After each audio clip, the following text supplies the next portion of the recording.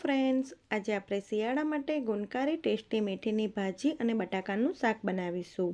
તો આ રીતે તમે શાક બનાવશો તો મેથીની ભાજી કડવી નહીં લાગે।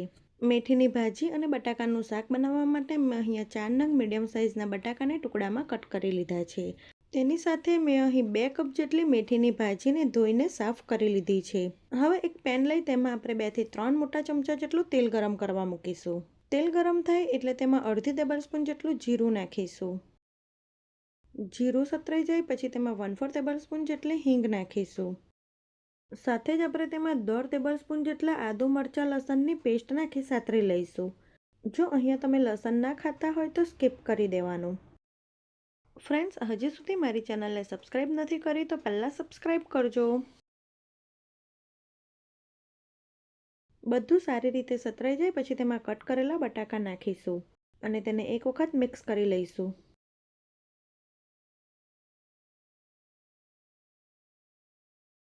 સાથે જ આપણે તેમાં 1 ટેબલસ્પૂન જેટલી હળદર અને 1 ટેબલસ્પૂન જેટલું ધાણા જીરું નાખી મિક્સ કરી દઈશું। 2 થી 3 મિનિટ થાય એટલે બટાકાને તમારે વચ્ચે મિક્સ કરતા રહેવાનું એટલે તે ચોંટી ના જાય। હવે ગેસની ફ્લેમ સ્લો ટુ મીડિયમ રાખી ઢાંકણું ઢાંકીને બટાકાને થવા દઈશું। બટાકા થાય છે ત્યાં સુધી મેં અહીં 2 નંગ જેટલા ટામેટાં લીધા છે, તો આપણે ટામેટાને છીણીને ઉમેરી દઈશું। તમે ટામેટાની પ્યુરી કરીને પણ ઉમેરી શકો છો અને તેને એકદમ બારીક ઝીણા સમારીને પણ ઉમેરી શકો છો। તો અહીં જે ટામેટાની છાલ બચી છે તેને આપણે કાઢી નાખીશું। તો અહીં મેં ટામેટાને છીણી લીધા છે। તો લગભગ 4 થી 5 મિનિટ જેવું થઈ ગયું છે। હવે આપણે બટાકાને ચેક કરી લઈએ। તો આ રીતે તમારે બટાકાને તોડીને જોઈ લેવાનું। તો તમે જોઈ શકો છો આપણા બટાકા એકદમ સારી રીતે થઈ ગયા છે।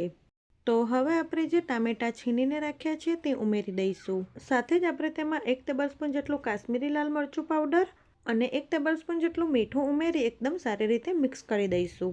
આ રીતે ટામેટું નાખવાથી મેથીની ભાજીની કડવાશ નથી લાગતી।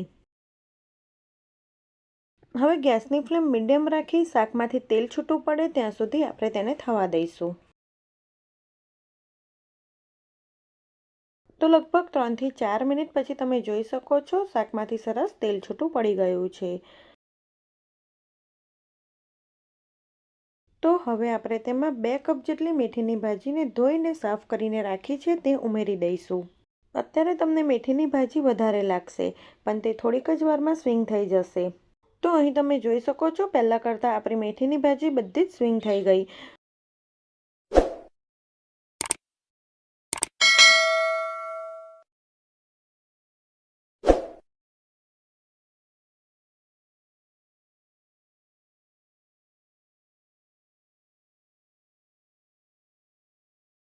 આ રીતે મેથીની ભાજી મિક્સ થઈ જાય પછી ઢાંકણું ઢાંકી 2 થી 3 મિનિટ માટે થવા દઈશું। તો લગભગ 2 થી 3 મિનિટ પછી આપણે ઢાંકણું ખોલીને જોઈ લઈએ। તો તમે જોઈ શકો છો આપણું એકદમ સરસ મેથીની ભાજી અને બટાકાનું શાક બની ગયું છે। તો ગેસની ફ્લેમ બંધ કરી દઈશું। તો આ શાકને આપણે ગરમા ગરમ પ્લેટમાં સર્વ કરી દઈશું। આ શાક તમે રોટલી, ભાખરી, રોટલા સાથે સર્વ કરી શકો છો। આ શાક ખૂબ જ ઓછા સમયમાં બની જાય છે અને ટેસ્ટમાં તો ખૂબ જ સરસ લાગે છે। જો તમે આ રીતે મેથીની ભાજી અને બટાકાનું શાક બનાવશો તો તે ખાવામાં બિલકુલ કડવું નહીં લાગે। તમે જરૂરથી એક વખત ટ્રાય કરજો। જો તમને વિડીયો ગમ્યો હોય તો લાઈક કરજો અને આવી જ બીજી નવી રેસીપી જોવા માટે મારી ચેનલને સબસ્ક્રાઈબ કરજો।